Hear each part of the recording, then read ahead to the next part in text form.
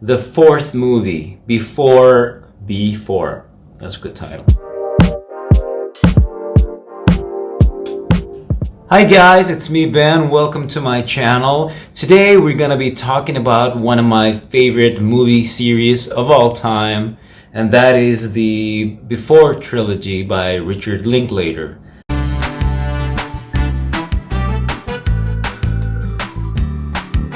So I usually watch these movies like once a year, and when I finish watching it, thought spawned, do I want a sequel to Before Midnight? First one came out in 1995, and then the second one in 2004, with a span of 9 years in 2013. The third movie came out. So, if you're going by that logic, in a span of 9 years from Before Midnight, that would be 2022, which is next year. So, is there going to be a fourth movie? Or more importantly, do I want a fourth movie?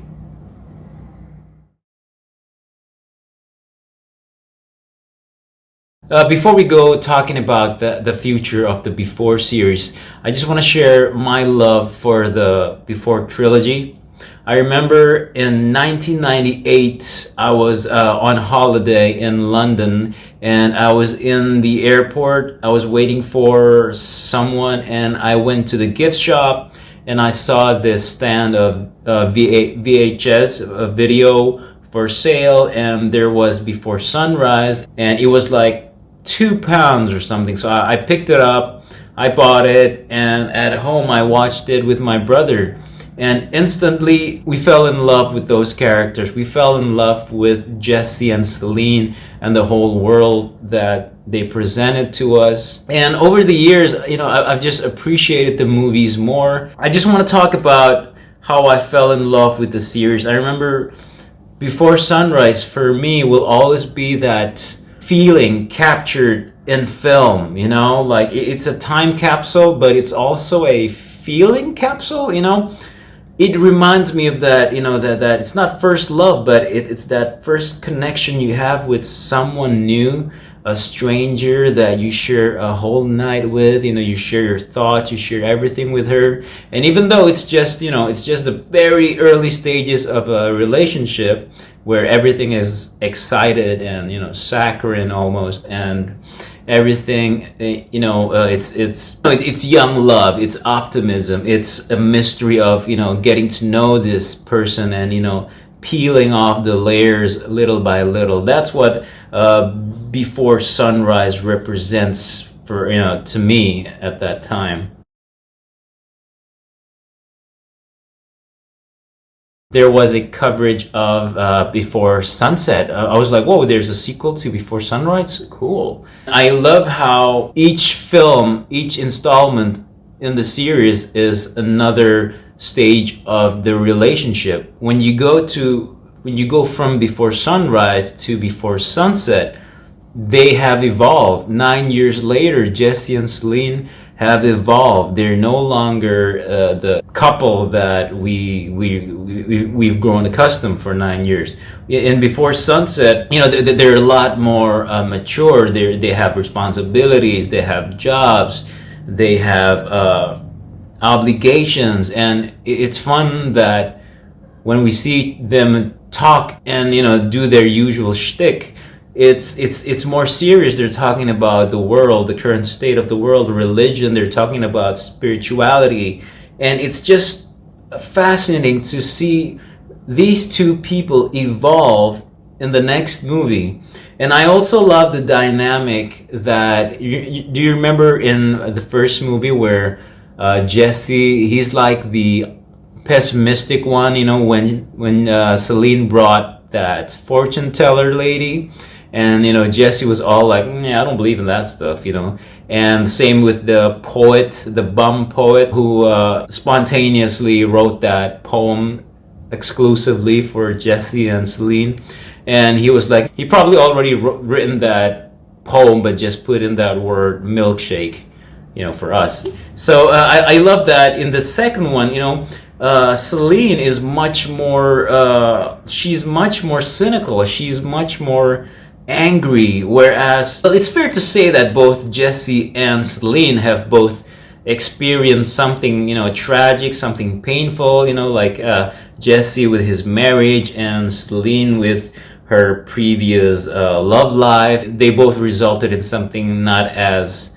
hopeful or as, fruitful as they wanted. But still, in the second one, Jesse is the more optimistic one. He's the dude searching for love, hoping for romance, whereas Celine is like, I can live without that. Having rewatched the series again a few nights ago, I love how in the first movie there's a lot of soundtracks by female singer-songwriters, and then in the second one we actually see Julie Delpy, singing a song with her acoustic guitar. So it's like carrying the tradition, which is really cool. But I guess what I really love about the Before series is how collaborative this whole endeavor really is. Richard Linklater, he's spoken about this a lot, and he's like this guy who is totally open for collaboration. He's not opposed to any of that. In fact, he encourages it. He's like, Ethan, what do you think Jesse would be thinking of? Or, Julie, what's Celine's motivation? What's her apartment like? It's awesome. So the three of them study really well, and they know the characters more than anyone else in the world. And it's really fantastic how they sculpt those characters and put it in the next setting and the next stage of their relationship.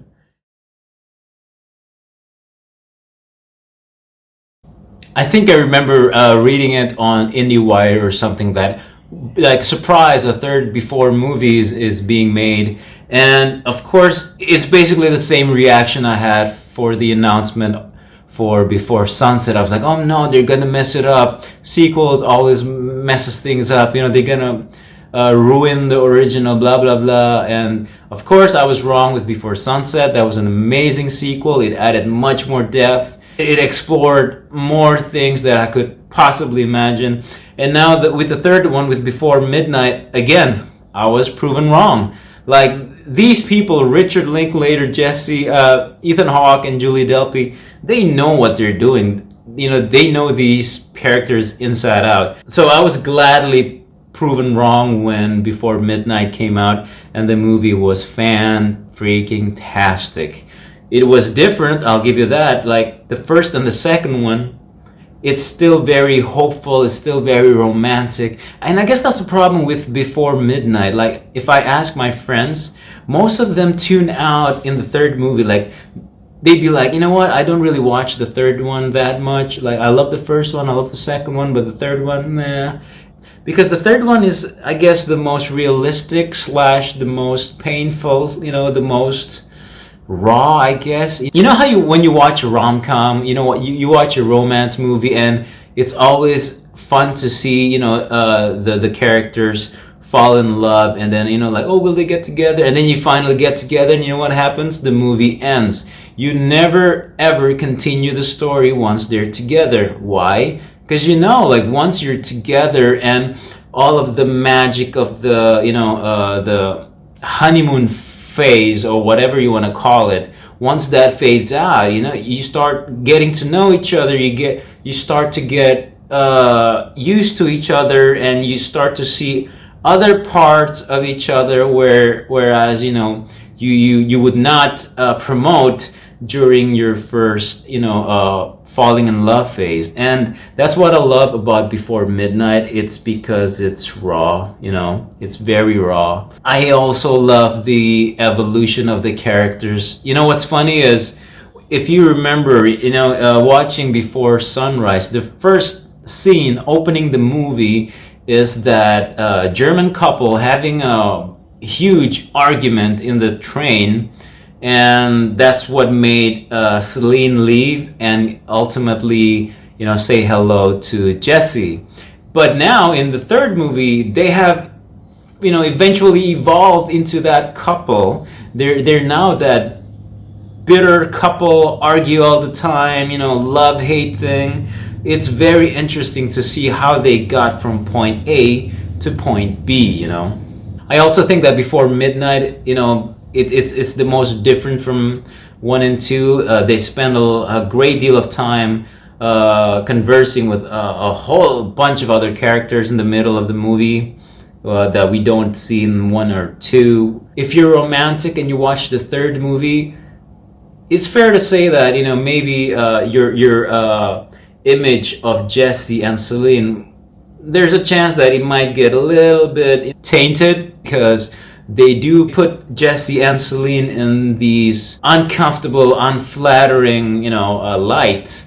And it is what it is, because they both made mistakes. Ethan is still this, you know, he laid back American, easygoing, you know, jokes around. Celine has grown more and more aggressive and angry and bitter across these movies, and in Before Midnight she just completely loses it. We see a side of her that we had never seen before. But you know what? They're married. I mean, this is what happens when you're married, and when you have issues, it's completely natural. And that's what I love about these movies. They're a document, basically, of each of their relationship throughout the movies. Now, if you remember, Before Midnight ended on it ended on a good note, I think, with Jesse trying to seduce his wife using his time travel antics that he used in the first movie, which I thought was a nice callback to that. Jump ahead 10, 20 years, okay? And you're married. And only your marriage doesn't have that same energy that it used to have. You know, you start to blame your husband. You start to think about all those guys you've met in your life and what might have happened if you picked up with one of them, right? Because I've actually already lived through this night. How? I'm a time traveler. Okay. Now I have a time machine up in my room, and I've come to save you just like I said I would. All right, so now we have to discuss the fourth movie, Before. That's a good title. Why are we discussing this? It's because what's 2013 plus 9? It's 2022. So if there were another movie, a fourth movie, it should probably come out in 2022. Well, the question is, you know, Richard Linklater and Ethan Hawke and Julie Delpy, do they have something in store for us? Do they have something cooked for us? And the answer, I think, is no. I'm not really up to date with this, but I read something about, I remember Ethan being asked about the fourth movie, and he said that we might do it if we have a good idea. And he said something about, being in quarantine with Jesse and Celine would be fun, and he's right there. I also read something about Julie Delpy being asked about the fourth one, and she was completely frank. She said, like, oh, we met up with Linklater, but we just couldn't find a good idea, so we just stopped. And I also read that she had issues with her latest movie that she directed, and she was like totally tired with the whole industry, and she just wanted to take a break. So I guess there's not gonna be another fourth movie, unless they're just not being honest with us. Maybe they're trying to keep something hidden, which is fine, which is great. But I don't think it's gonna be a fourth movie. And if you ask me, I think it's okay. I think the Before trilogy ended things perfectly. I love how things wrapped up. That being said, I do love seeing Jesse and Celine together again. Whether it was in Waking Life, or remember when Ethan Hawke and Julie Delpy did that PSA about turning off your phone when you watch a movie. That was brilliant. Just seeing them together again, even for something so short as that was amazing. I don't know, man. Look, I don't think, if you ask me, I have no idea where to put a fourth movie, where the next stage of their relationship would be. Would it be totally risky to do that? So maybe just leave well enough alone, So yeah, maybe.